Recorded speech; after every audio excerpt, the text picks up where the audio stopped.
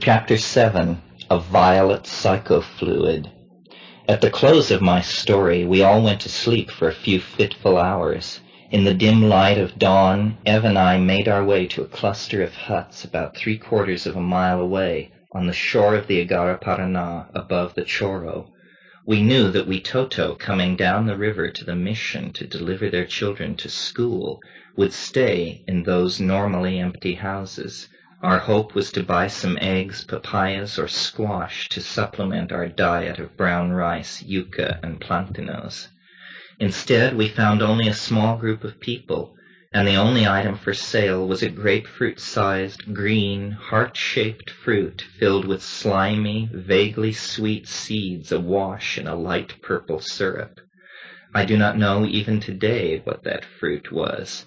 I have described it to botanist acquaintances and have never heard a satisfactory identification. And I have yet to encounter these fruits again. They were very inexpensive, and since we had come with the expectation of buying something, we spent 15 pesos and got nearly 50 pounds of this curious food. Even though I had been up most of the night plying the hallucinogenic ocean of mind, I felt fit and full of vitality. I hoisted a bulging costal, our entire buy, and set off back toward the mission at a brisk pace. I enjoyed this chore. The costal seemed light, almost a pleasure to carry along. Without pause even to rest for a moment, Ev and I returned to the mission and to Vanessa and Dave's riverside residence for our breakfast in common.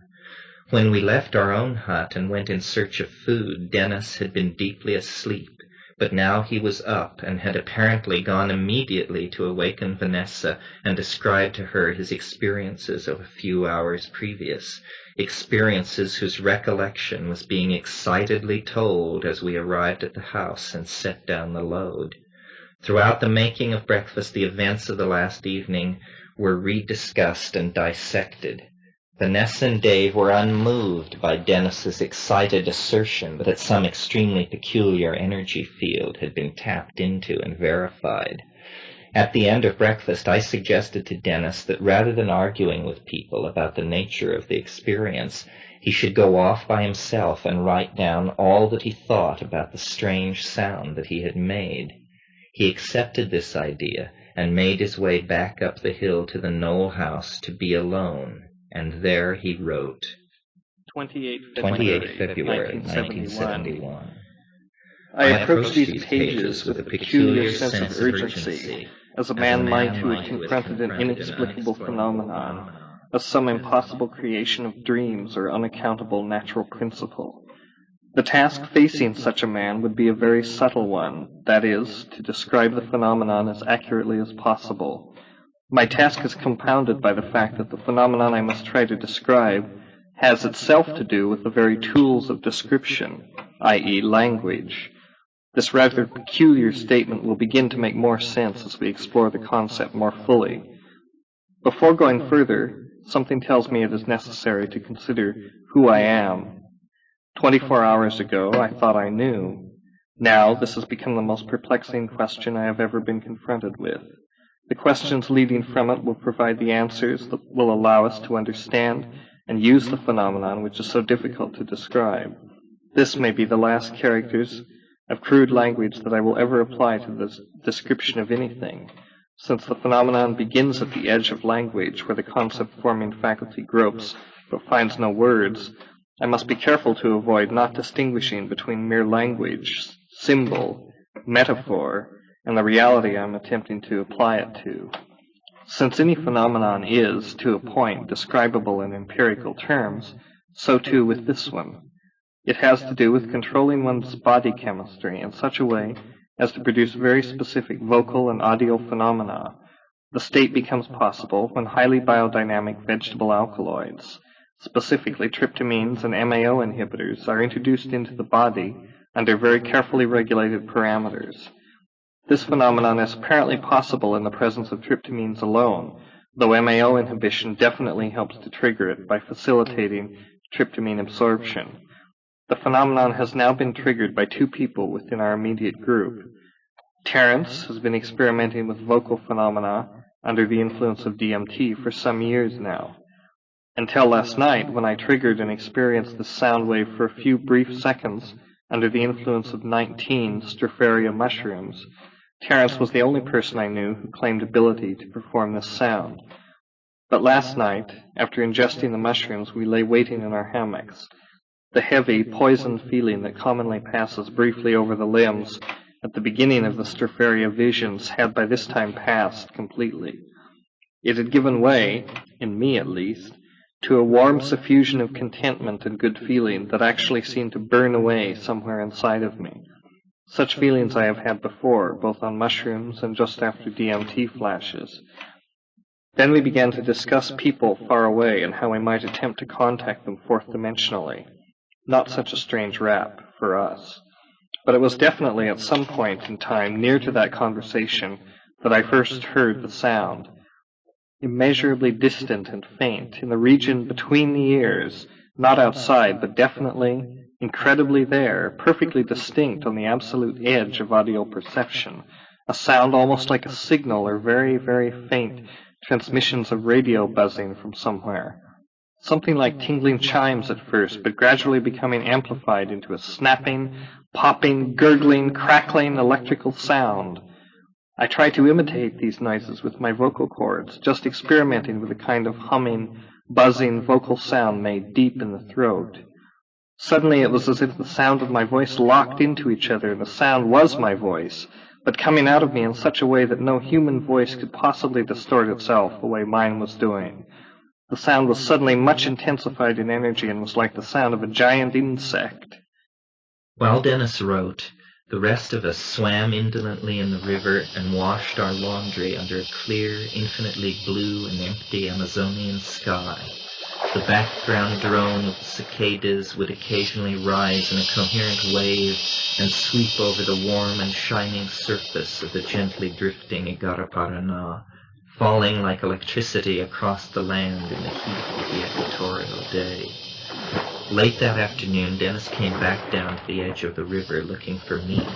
He found me washing out my tennis shoes on a large flat rock that the shifting height of the river had conveniently exposed just a foot or two above the waterline. Doubtless, whenever it was so exposed, it served as the favorite local laundry spot. Magic spot. Its magic at that moment still 14 days into the future. But there we sat and talked. It had been about 16 hours since the episode with the strange sound during the trip of the evening before. Dennis said that the writing exercise had been very useful. Great, and so what have you come up with? I'm not sure. I'm very excited, but whatever it is that is the cause of my excitement is also developing ideas in my mind nearly faster than I can write them down. Ideas? What sort of ideas? Ideas about how we can use this effect or this stuff or whatever it is. My intuition is that it is related to the psychofluids that Harner reported and to what happened to you in Bodenov. Remember how Harner implied that ayahuasqueros vomited a magical substance that was the basis of their ability to divine? This is like that, some sort of translinguistic stuff made with the voice. Matter that is hyperdimensional and therefore translinguistic. Is that what you mean? Whatever that means, but something like that, I guess. Gad, why not? I mean, it's pretty nuts, but I know more nuts than the shamanic magic that we came here looking into. No, I suppose not. But here's the thing. If there is something weird going on, then we should observe it and see what it is and try to reduce it to some coherent framework. Granted, we don't know what it is that we are dealing with, but on the other hand, we know that we came here to investigate shamanic magic generally, so now we have to go to work on this effect, or whatever it is, and just hope that we know what we're doing and have enough data to crack it. We are too isolated to do anything else, and to ignore it might be to squander a golden opportunity. Yes, you're right. So here we are, very much on the brink of deep water. We are having something like beginner's luck, you know, finding the others so accessible. The mushroom is doing this, or the mushroom and the yahe smoking. It is so hard to be sure. So many variables. There's a lot of synchronistic activity, too. Right, I feel on the brink of something tremendous.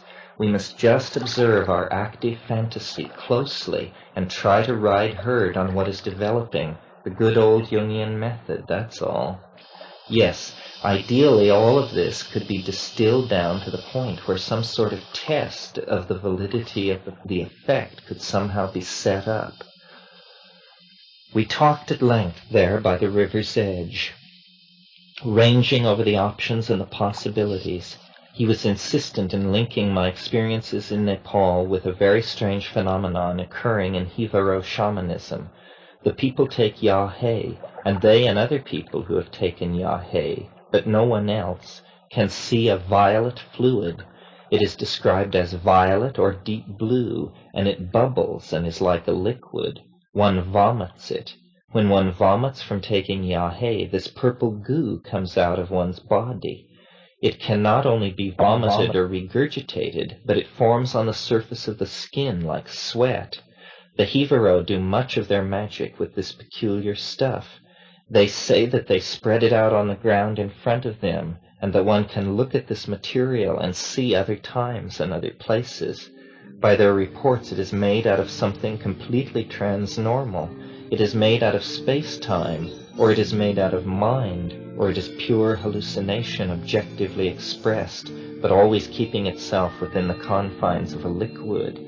There is an instance in the teaching of Don Juan where the entity, Mescalito, holds up his hand, and Castaneda sees his whole past, a past incident in his life, in this hand. Supposedly, if this phenomenon has an empirical validity, what is happening is a very thin film of this projective transdimensional goo is there, and when you look at it, it is like perfect feedback. It is a mirror, not of your physical reflection, but of who you are. All this lies in the realm of speculation, of course. Does this stuff exist, or is it just a hallucination? Who can believe in a thing like that? Dennis felt strongly that it was connected with sounds. One could either stabilize the stuff or cause it to appear by doing something with one's voice. It was a strange idea because one could extrapolate it infinitely. What this stuff could be, that if one made it in 3 dimensions, then it would be anything. This ectoplasmic bubbling mind goo in the 4th dimension. It seemed possible to suppose that one might pierce the other dimension and have this stuff come boiling out. He talked a lot about it. We cut down the mushroom intake, except that I kept nibbling it. I was ecstatic. I thought his ideas were wonderful. I felt it was yet another idea from the tryptamine ocean that had floated up into our nets. What could we do with it?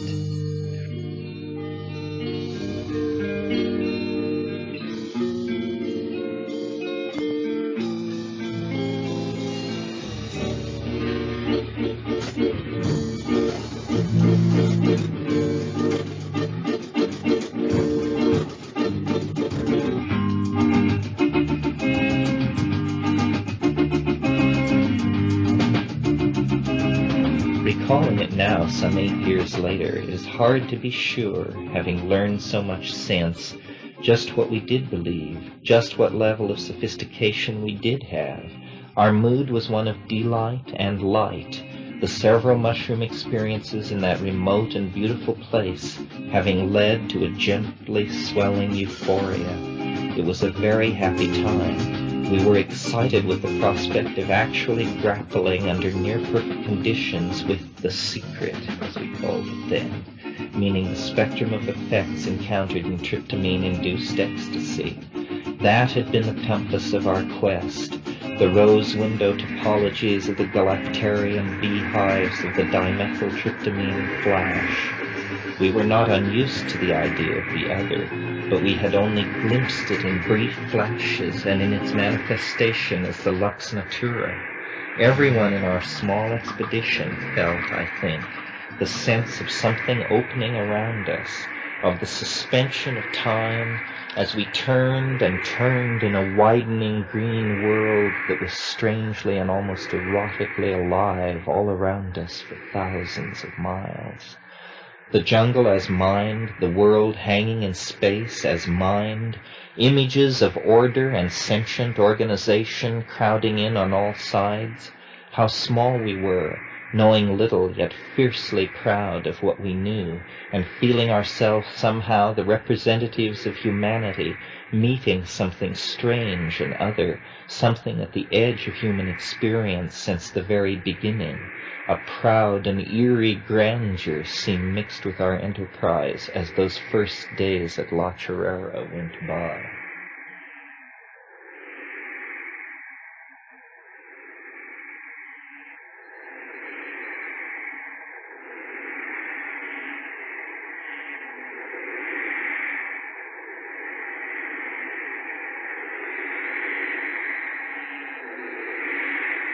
The next day, the 1st of March, passed uneventfully. Dennis worked on his journal, I collected insects, and Vanessa photographed around the mission. At evening we were all gathered again at the edge of the knoll where our small lodging stood. In silent communion with each other in the river, Ev and I sat looking out over the lake. It was Ev who noticed it first. The lake beneath the Chorro was flecked with foam generated by the rush of the water through the narrow channel at the upper end of the lake. The floating foam on the brown water served to mark the currents of the river, their many flows and counterflows. It was at this that Ev had exclaimed, for after minutes of watching the water flow by, suddenly a change had stolen over the moving marbled surface of the further side of the river. It seemed to have stopped. Just that, just simply to have stopped moving. The surface appeared frozen, yet the near half of the river was seen to continue as before. Dennis and Vanessa were called out of the hut, and they agreed that the effect was remarkable. I wandered away from a discussion of the time of day, the light conditions, optical illusions, and all the rest. I seemed to have no heart for these arguments. Each time they broke out, I found myself with some deep inner assurance that the situation was moving forward just as it should, and that everyone was playing a part and doing it very well. This mood of calm resignation was something new to me, perhaps enhanced by the mushroom, but developed during the month in Colombia preceding our trek into the jungle. As I walked, I looked for a place to sit down. Dennis had offered me his journal entry for that day to read. 1 March 1971. Last night I again triggered the phenomenon after having eaten one mushroom and smoking grass. It was almost identical to the first experience. A lifting, pulsing wave of vocal buzzing, growing loud very quickly, and picking up shock energy as it did so. Though I could have prolonged the sound beyond a brief burst, I did not because of the energy. I am certain that soon it will become possible to trigger the sound completely without tryptamines or other drugs. It is becoming easier to plug in on each time, and I feel now that it is accessible at any time. It is clearly a learned activity that tryptamines can initiate and trigger, but it can happen without tryptamines once it is understood and mastered. We have thus far been able to establish the existence of peculiar vocal phenomena in 2 individuals subject to similar experimental controls. We must now attempt to understand what it is that the phenomenon could be. We must perform experiments with the sound and from our results develop theories to understand the processes at work. Terence has experimented with these sounds far more than anyone else, and I am the only other one that I know of, and he has discovered some interesting things. The DMT-initiated state, which allows prolonged bursts of this vocal energy, he describes as being one of seeing the levels of sound become more dense as they finally materialize into small, gnome-like, machine-like creatures made of a material like obsidian froth, which pours from the body, mouth, and sex organs as long as the sound continues. It is effervescent, phosphorescent, and indescribable. Here is where the linguistic metaphors become useless, for what the material actually is supralinguistic matter. It is a language, but not made of words, a language which becomes the thing it describes. It is a more perfect archetypal logos. We are convinced that through experimentation with these vocal phenomena, with and without the aid of drugs, it will be possible to understand and use translinguistic matter to accomplish any reality. For to say anything in this voice is to cause that thing to happen. Such a rash statement would be outlandish if it were not for our long and tedious speculations on the matter. Our studies in the chemistry of mind, the metabolism of tryptamine, the nature of thought, of consciousness, history, magic, shamanism, quantum and relativistic physics, metamorphosis in insects, alchemical processes, etc., together with the intuitive understanding of acausal events that we are deriving from the stropharia, allows us to venture a not entirely wild guess as to what this sound which takes form may be. Hallucinogens, by affecting the neural matrix, can produce changes in consciousness in the temporal dimension. Clearly, consciousness can work changes in 3 dimensions as well. On tryptamines, it is possible, under special conditions, to hear and vocalize a sound that turns through a higher dimensional manifold and condenses as translinguistic matter. That is, matter reduplicated upon itself through time, much as a hologram is reduplicated through space.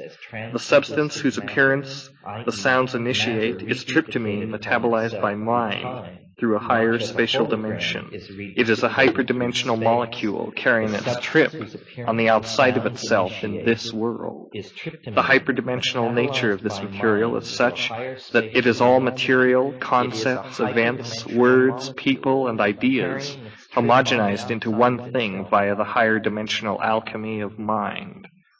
Many questions occur concerning the phenomenology of this temporal hologram as fluid matrix. We speculate it is hyperdimensionally metabolized tryptamine, an alchemical phenomenon which is a correct union of tryptamine, a compound nearly ubiquitous in organic nature, with vocally produced sound mediated by mind. It is the mind that directs this process, and that direction consists of a harmonic attunement to an interiorized audiolinguistic phenomenon, which may be an electron spin resonance tone of the psilocybin molecule. When this tone is locked in on, a process which consists of vocally imitating the interior tone to perfection, the hyperdimensional tryptamine is produced. Is this substance mental, as an idea is mental? Is it as real as an ordinary liquid, like water? Harner insisted that Hivaro shamans, under the influence of MAO-inhibiting tryptamines plus Banisteriopsis copy infusions, produce a fluorescent liquid by means of which they accomplish all their magic. Though invisible to ordinary perception, this fluid is said to be visible to anyone who has ingested the brew. Yahe is frequently associated with violet auras and deep blue hallucinations. This may indicate a thermal plasma, perhaps only visible in the UV spectrum.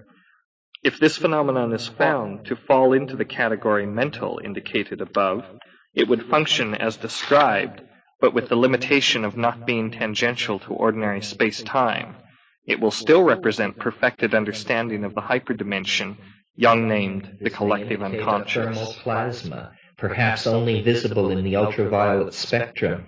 If this phenomenon is found to fall into the category mental indicated above, functioning as described, but with limitations of not being tangential to ordinary space-time, it will still represent perfected understanding of the hyperdimension Jung named the collective unconscious. Looking back from a vantage point of nearly 8 years on these notes makes them appear naive. At the time when I first read them, I doubted what I read, since it seemed to go against the grain of common sense, and at that time I could not really understand them. Today, after years of education pushed toward understanding the events at La Chorrera, these ideas seem as magically near and yet as far as they did then. We had a theory, and we had experiences, and we linked them through an experiment that is preposterous unless there is some seed of operational truth in the bizarre ideas born in that period. The years pass and the theories deepen. What you call time is actually man, the oracular voice of the mushroom ventured recently to tell me. So it is that years later I still pursue and still do not understand the angelic glossolalia that psilocybin makes possible for the thinking mind and the singing voice. Is it, I now wonder, an language of emotions that originates in that unexplored part of the brain that is a reflection of Broca's area, but which is on the other, non-dominant side of the brain? Could there be a language so intense and so emotional that no cultural conventions of meaning would be necessary to understand? A language of emotion so intense that though it would be conveyed by vocal sound, its richness would be so great that it would be the equivalent of a telepathic ray? Today I think so, and with the aid of psilocybin I labor carefully to perfect it. I believe that it is a subroutine of the human organism, an ancient shamanic art of using sound to convey incredible emotion, emotion so intense that its power is truly magical. Perhaps these ideas are no more than Dennis were then concerning the meaning of the powers of psilocybin. What unites the two perceptions is the sense of a nearby mystery of tremendous importance. Elusive as the mystery has been, that sense of its imminence has never left my experience. Mysteries are not unsolved problems. They are things which in their very nature are mysterious. I would have not believed such a thing possible had I not been shown.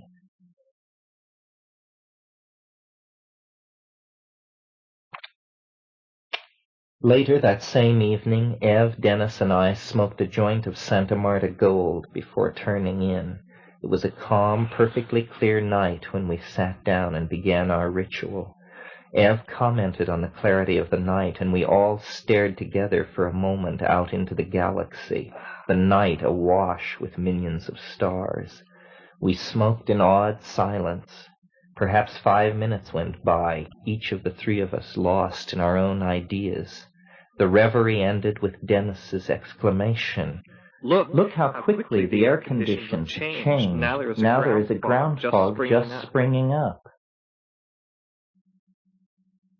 The condition thickened and spread outward, becoming finally a general fog over the whole area. We had come from depthless, clear night sky to dense fog in a few minutes. I was frankly amazed. Dennis was the first to offer an explanation, with a certainty that seemed as puzzling as the thing itself. It's some kind of barometric instability that our burning joint was able to push over some critical threshold. You must be putting me on. You mean to tell me that the heat of our joint started water condensing into visible fog right near us, and that was like a chain reaction to all of the supersaturated air nearby? Who could believe it? Yes, that's it. Yes, and what that's is it. More? This is and what's more, this is happening for a reason. Or rather something. Maybe the mushroom is using it as an example. It is a way of showing us that small instabilities in the system can trigger large general fluctuations. This rap of Dennis's was very unsettling to me. I could not imagine that his explanation was correct or exactly what was going on.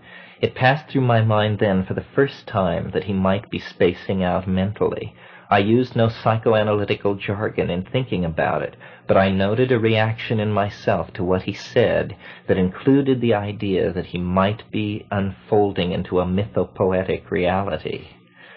By this time the fog was impenetrable, and we all retired for the night, but not before Ev related that in the silence before the appearance of the fog, she had had a hallucination with her eyes closed of a strange elf-like creature rolling a complicated polyhedron along the ground. Each facet of this polyhedron seemed, she said, like a window onto another place in time or another world. It's the stone, I breathed, the lapis philosophorum, glimpsed in the Amazonian night, seemingly a great multidimensional jewel in the keeping of a telluric dwarf. The power of the image was deep and touching. I seemed to feel the hopes of the old alchemists, the puffers great and small, who had sought the lapis in the cloudy swirling of their alembics. I had never seen or imagined the mystery of the stone thus, but in listening to Ev's description of what she had seen, an image formed in my mind that to this day remains with me. It is the image of the stone as hyperdimensional jewel become UFO, the human soul becomes starship. It is the universal panacea at the end of time. All history, the shock wave of this final unveiling of the potential of the human psyche. These thoughts, these reveries seemed then like the stirring of something vast, something dimly sensed, stretched out over millions of years, something about the destiny of mankind and the return of the soul to its awesome and hidden source. What was happening to us?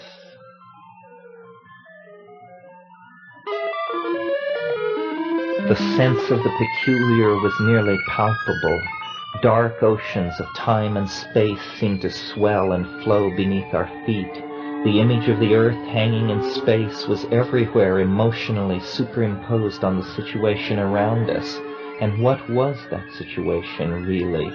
I slept, thrilled and uneasy at the edge of sleep, then deep sleep and deep dreams from which nothing remained in the morning save the sense of yawning interstellar space.